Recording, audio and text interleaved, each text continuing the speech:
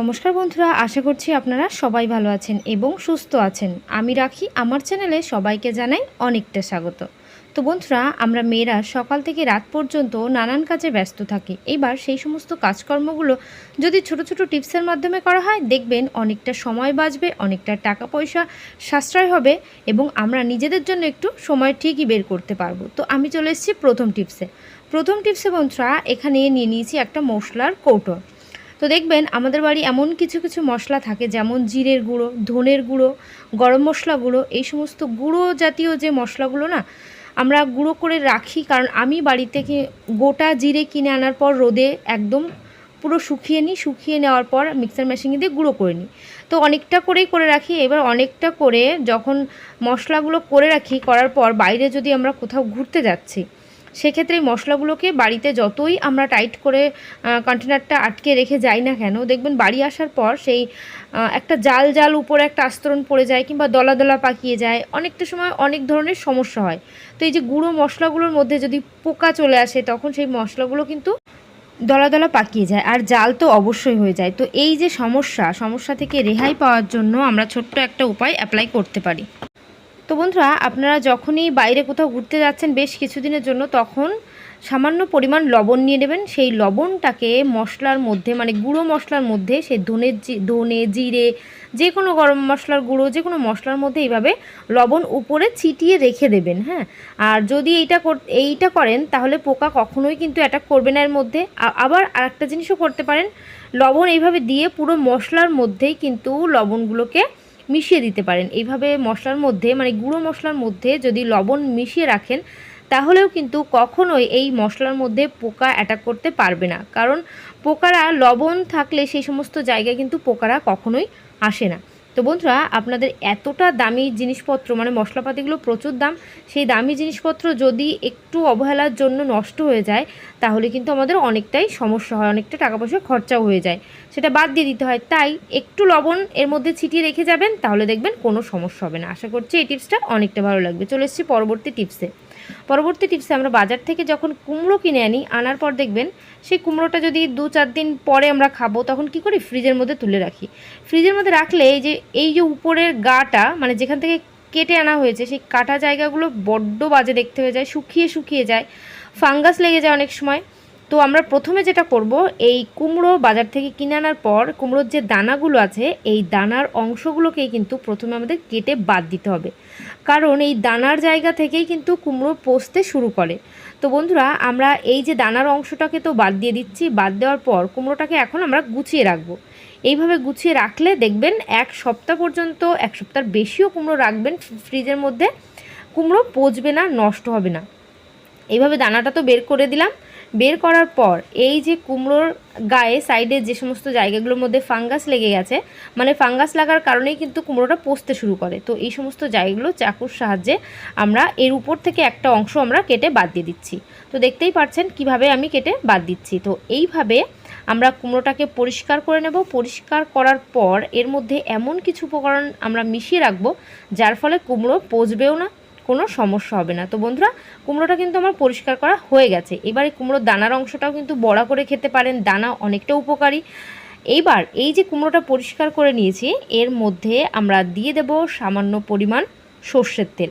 এবার সর্ষের তেল দিলে কি হবে বন্ধুরা, আমরা হাতে করে সামান্য সর্ষের তেল নিয়ে কুমড়োর গায়ে লাগিয়ে রাখবো।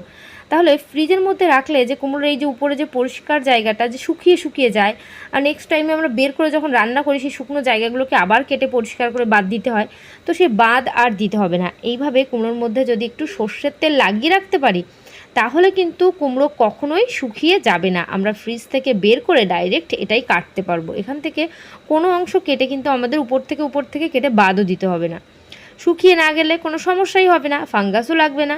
তো বন্ধুরা, আশা করছি কুমড়ো এইভাবে ফ্রিজে রাখলে আপনাদের কুমড়ো অনেকটা দিন পর্যন্ত ভালো থাকবে। তো আশা করছি এই টিপসটা অনেকটা ভালো লেগেছে, অনেকটা কাজে আসবে। চলে এসেছি পরবর্তী টিপসে। আমরা মেয়েরা যে পার্সগুলো ব্যবহার করি, দেখবেন সেই পার্সের মধ্যে আমরা যখন আমাদের এটিএমগুলোকে রাখি, এখানে ওখানে এটিএমগুলো ছড়িয়ে ছিটিয়ে রাখি।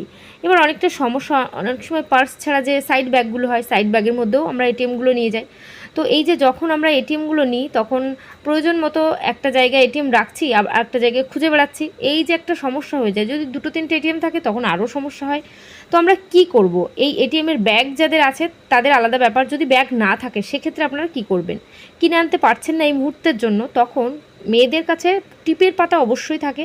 সেই টিপের পাতা নিয়ে নেবেন, খালি একটা টিপের পাতা, আর নিয়ে নেবেন সেলো টেপ। তো আমি বেশ কিছুটা পরিমাণ সেলো টেপ কেটে নিচ্ছি। কেটে নেওয়ার পর এই যে সেলো টেপটাকে টিপের মধ্যে বেশ ভালো করে আটকে দেব। বন্ধুরা, টিপের মধ্যে কি করে আটকে দেব? পেছনের দিকে যেখানে খুলতে হয় এই জায়গাটায় আমি কিন্তু সেলো টেপটা দিয়ে আটকে দিচ্ছি। এইভাবে এখানে আটকে দেওয়ার পর, আর নিচের একটা অংশ কিন্তু খোলা আছে, সেই আরও কিছুটা সেলো টেপ নিয়ে নিচের অংশটাকেও আমি আটকে দেব। আটকে দিলে এটা কিন্তু দুর্দান্ত একটা এটিএমের ব্যাগ তৈরি হয়ে যাচ্ছে। যে ব্যাগগুলো বাজার থেকে কিনতে হয় সেই ব্যাগ আর কেনাও লাগবে না। বন্ধুরা, আপনারা কিন্তু অবশ্যই কিনবেন, কিন্তু যদি কিনে পারছেন না, মানে কিনে রাখেননি সেই মুহূর্তের জন্য, বাইরে কোথাও যাচ্ছেন সেই মুহূর্তের জন্য এই কাজটা অবশ্যই করবেন, তাহলে এটিএমগুলো একটা জায়গার মধ্যে থাকবে। তো দেখতে পাচ্ছেন নিচের দিকটাও লাগিয়ে নিলাম। লাগিয়ে নেওয়ার পর এই নিচেই সাইডে কোথাও কিন্তু আর ফাঁকা জায়গা নেই। এবার এর মধ্যে খুব সুন্দরভাবে আমরা এটিএমগুলোকে রেখে তারপর এটিএমগুলোকে পার্সের মধ্যে রাখতে পারি। তো দেখেন কিভাবে, এই যে এভাবে রাখলে তাহলে প্রত্যেকটা এটিএম একটা জায়গার মধ্যে থাকছে। এখানে ওখানে ছড়িয়ে ছিটিয়ে রাখার জন্য আমাদের খুঁজতে হচ্ছে না, অনেকটা প্রবলেম হচ্ছে না।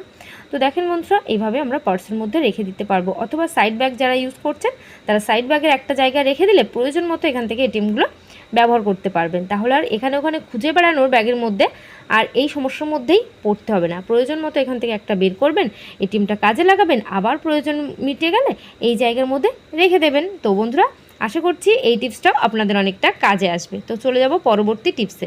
পরবর্তী টিপসে এখানে আমি একটা সাবানের প্যাকেট নিয়ে নিয়েছি। তো বন্ধুরা, সাবানের প্যাকেটটাকে কেটে নিয়েছি। কেটে নেওয়ার পর এই যে সাবানগুলোর প্যাকেট না, খুব সুন্দর ঘ্রাণ হয়। ঘ্রাণ হওয়ার কারণে এই প্যাকেটগুলোকে আমি কিন্তু একেবারে ছোট ছোট পিস পিস করে কেটে নেব। কেটে নেওয়ার পর এটাকে কি কাজে লাগবো? যেহেতু সাবানগুলোর মধ্যে প্রচুর পরিমাণে ঘ্রাণ হয়, এই সাবানের টুকরোগুলো আপনারা যদি শু থেকে বাজে গন্ধ আসে সেক্ষেত্রে শুর মধ্যে রাখতে পারেন, তাহলে দেখবেন শুর বাজে গন্ধ চলে যাবে ওভারনাইট রেখে দিলে। আর আমরা আজ কিন্তু একেবারে অন্য ধরনের একটা কাজ করব। এখন যেহেতু মাঝে মধ্যে বৃষ্টি হচ্ছে, বৃষ্টি হওয়ার কারণে অনেক সময় দেখবেন আমাদের জামা কাপড়ের মধ্যে থেকে না একটা স্যাঁতস্যাঁতে বাজে গন্ধ আসতে শুরু করে। অনেক সময় আমাদের আলমারির মধ্যেও জামা কাপড় ভাঁজ করে করে রেখে দিয়েছি, সেই আলমারি থেকেও যখনই আলমারিটা খুলছি আলমারির মধ্যে একটা ফাঙ্গাস লেগে যায়, বাজে গন্ধ আসতে শুরু করে। তো এই যে নানান ধরনের সমস্যা শুরু হয় আলমারিটা খুললেও, তো আমরা এরকম জামাকাপড় ভাঁজ করে রেখে দিই, অনেকটা দিন আগে গুছিয়ে রেখেছি, নতুন নতুন জামাকাপড় আছে, তবুও দেখবেন সেই জামাকাপড় বের করে পরছি যখন, তখন একটা স্যাঁতস্যাঁতে গন্ধ বেরোচ্ছে। তো এই যে সমস্যা, সেই সমস্যা থেকে রেহাই পাওয়ার জন্য আপনারা এই ছোট্ট কাজটা করতে পারেন। যে সমস্ত সুগন্ধি সাবানগুলোর প্যাকেট আছে সেই প্যাকেট তো ফেলেই দেন, প্যাকেটগুলোকে কুচি কুচি করে কেটে নেবেন। কেটে নেওয়ার পর এই সাবানের প্যাকেটের যে টুকরোগুলো, এই টুকরোগুলো জামা কাপড়ের সাইডে, ভেতরে, উপর, নিচে সমস্ত জায়গায় ছড়িয়ে রাখবেন। এইভাবেই ঘ্রাণযুক্ত সাবানগুলো যদি এইভাবে ঢুকিয়ে ঢুকিয়ে রাখেন জামা কাপড়ের মধ্যে, তাহলে কিন্তু ন্যাপথলিনও রাখার প্রয়োজন হবে না। ন্যাপথলিনটা অনেক আগেরকার দিনে কিন্তু সবাই রাখতো জামা কাপড়ে, জীবাণু না লাগার জন্য, এই ফাঙ্গাস না লাগার জন্য, বাজে দুর্গন্ধ না হওয়ার জন্য। তো আমরা আজ কিন্তু সাবানের, সুগন্ধি সাবানের প্যাকেটগুলো কেটে এইভাবে জামা কাপড়ের মধ্যে রেখে দেব, তাহলে আর এর মধ্যে কখনোই কোনো বাজে গন্ধ আসবে না। যতই বর্ষা আসছে না কেন, জামা কাপড় যতই অনেকটা দিন বাদে বাদে খুলছি আলমারি, সেক্ষেত্রেও কিন্তু আলমারির মধ্যে কোনো বাজে গন্ধ আসবে না। আমরা যখনই আলমারিগুলোকে খুলবো দেখবেন খুব সুন্দর সাবানের যে ঘ্রাণটা, সেই ঘ্রাণটাই পাওয়া যাবে। তো বন্ধুরা, এইভাবে আপনারা একটু গুছিয়ে গুছিয়ে কাজগুলো করবেন, দেখবেন আপনাদেরই অনেকটা সুবিধা হবে। তো আশা করছি এই টিপসটা আপনাদের অনেকটা কাজে আসবে। তো চলে যাব পরবর্তী টিপসে। পরবর্তী টিপসে এখানে কিন্তু মোজা নিয়ে নিয়েছি। দেখবেন মোজা যদি এক রোদে না শুকায় সেক্ষেত্রে মোজা থেকে খুব বাজে একটা গন্ধ আসে। আমরা বাইরে কোথাও ঘুরতে যাচ্ছি, মোজাটা কেচে দিয়েছিলাম কিন্তু একটা রোদে শুকায়নি, সেক্ষেত্রে বাজে গন্ধ আসতে লাগলে আমরা কি করব? বা যখনই জামা কাপড় গুছিয়ে ফেলেছি তার মধ্যে মোজাটা রাখছি, দেখবেন সেই মোজার গন্ধটা সমস্ত জামা কাপড়ের মধ্যে ছড়িয়ে যাচ্ছে। তো এই যে একটা প্রবলেম, সেই প্রবলেম থেকে রেহাই পাওয়ার জন্য আজকের ছোট্ট টিপসটা। তো এই ধরনের যে সুগন্ধি সাবানের প্যাকেটগুলো আছে সেই কাজে তো লাগাচ্ছিই না, তো এই প্যাকেটগুলো দিয়েই আমরা কিন্তু আজ দুর্দান্ত এই ট্রিকটা শেয়ার করছি। তো সাবানের প্যাকেটটাকে আমি প্রথমে খুলে নিচ্ছি বন্ধুরা। খুলে নেওয়ার পর এই প্যাকেটটাকে দুটো টুকরো আমি করে নেব। দুটো টুকরো করে নেওয়ার পর আমরা এটাকে কী করব, আমরা এই মোজাগুলো নিয়েছি, সেই মোজাগুলোর মধ্যে একদম সুন্দর করে ভাঁজ করে এই সুগন্ধি সাবানের প্যাকেটটাকে রেখে দেবো। তাহলে মোজার মধ্যে থেকে বাজে গন্ধ কিন্তু দূর হয়ে যাবে, কোনো গন্ধ আসবে না। অন্যান্য জামাকাপড়ের মধ্যে রাখলেও সেই সমস্ত জামাকাপড়েও কোনো সমস্যা হবে না। কিভাবে রাখছি, সাবানের প্যাকেটটা মাথার দিকে দিয়ে এভাবে ফোল্ড করে নেবো। ফোল্ড করে ঠিক গার্ডারের যে জায়গাটা, এই জায়গাটাকে উল্টে দেবো। এই জায়গাটা উল্টে দিলে মোজাটা উল্টোভাবে থাকবে, তাহলে কোনো নোংরা হবে না। ব্যাগের মধ্যে রাখলেও অনেকটা সময় দেখবেন ব্যাগের মধ্যে সমস্ত কিছু চাপে পড়ে অনেক সময় নোংরাও হয়ে যায়, তো সেই নোংরাও হবে না, বাজে দুর্গন্ধ হবে না। দুটো মোজাই আমি এইভাবে একইভাবে ভাঁজ করে দিচ্ছি। এইভাবে দুটো মোজা ভাঁজ করে এইভাবে মাথার দিকটা দিয়ে এইভাবে ফোল্ড করে নিলাম।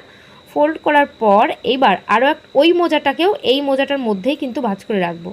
এর ফলে কি হবে, দুটো মোজা একটা জায়গার মধ্যেই থাকবে, আলাদা আলাদাভাবে থাকবে না। আলাদা আলাদাভাবে রাখলে মোজা একটা খুঁজে পাই আর একটা খুঁজে পাই না।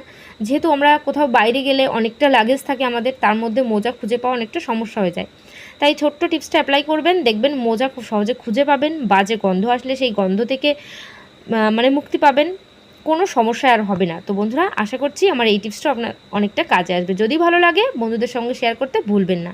তো আজকের ভিডিও এখানে শেষ করছি। সবাই ভালো থাকবেন, সুস্থ থাকবেন। তো বাই, টাটা, আবার নেক্সট ভিডিও দেখা হবে।